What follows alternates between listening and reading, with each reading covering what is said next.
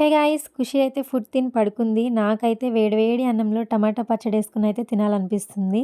అందుకని సింపుల్ ప్రాసెస్‌లో టమాటా పచ్చడి ఎలా చేస్తానో మీరు కూడా చూసేయండి.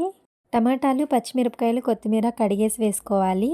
దాని తర్వాత టేస్ట్‌కి సరిపడా సాల్ట్ వేసుకోండి. వెల్లుల్లిపాయలు వేసుకోండి. చింతపండు కూడా వేసుకోండి. ఫైనల్‌గా ఆయిల్ కూడా వేసేసుకోండి. వీటన్నిటిని ఒక్కసారి కలిపి మీడియం గాని, సిమ్‌లో గాని పెట్టి మూత పెట్టేయండి.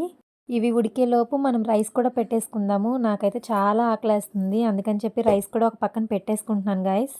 ఇంక ఈ 2 ఉడికేలోపు నేను ఇడ్లీకి కూడా నానబెట్టేస్తున్నాను.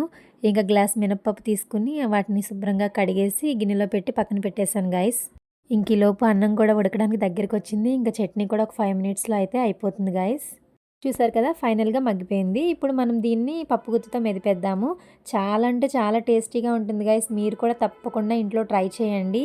చూస్తుంటే కూడా చాలా నోరూరిపోతుంది కదా! మీకు కూడా చూడండి రైస్ అయితే పొగలొచ్చేస్తుంది. వేడి వేడి అన్నంలో పచ్చడేసుకొని ఇలా తింటే ఎంత బావుంటుందో కదా గాయ్స్!